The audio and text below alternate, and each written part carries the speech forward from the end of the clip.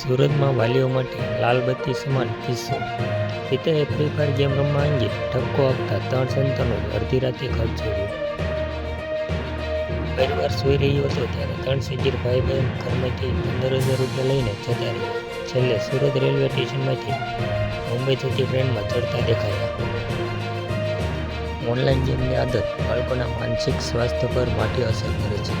ત્યારે સંતાનોની બુરી લતને લઈને ચિંતિત માતા પિતા માટે સુરતમાંથી એક લાલબત્તી સમાન કિસ્સો પ્રકાશમાં આવ્યો છે. જેમાં એક પિતાએ ફ્રી ફાયર ગેમ રમવાની ના પાડતા તેમના 3 સંતાનો કોઈને પણ કહ્યા વિના ઘરેથી ચાલ્યા ગયા છે. સુરત ચોક બજાર પોલીસ મથકની હદમાં આવેલા વેડ રોડ વિસ્તારમાં રહેતા એક પરિવારના 5 સંતાનો પૈકી 14 અને 11 વર્ષના 2 પુત્રો અને 9 વર્ષની દીકરી ગત 19 મેના રોજ મોડી રાત્રે ઘરેથી કોઈને કશી જાણ કર્યા વિના જતા રહ્યા હતા.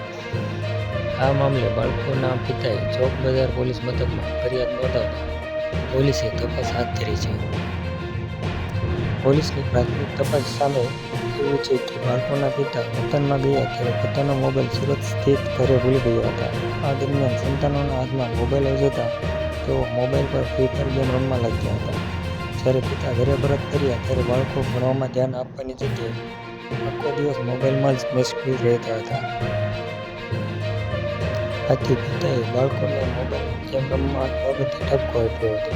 આ બાબતને માઠું લાગી આવતા ત્રણેય સંતાનો ગત 19 મેના રાત્રે પરિવાર સૂઈ ગયો ત્યારે 1:30 થી 5 વાગ્યાના અસરમાં ઘરમાં રહેલા 15,000 રૂપિયા લઈને નીકળી ગયા હતા.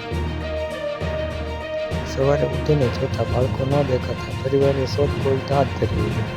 જોકે કોઈ ભાવ ન મળતા આખરે ચોક બજાર પોલીસ પાસે મદદ માંગી હતી. પોલીસની તપાસમાં છેલ્લે સુરત રેલવે સ્ટેશનથી મુંબઈ જતી ટ્રેનમાં બાળકો દેખાયા હતા.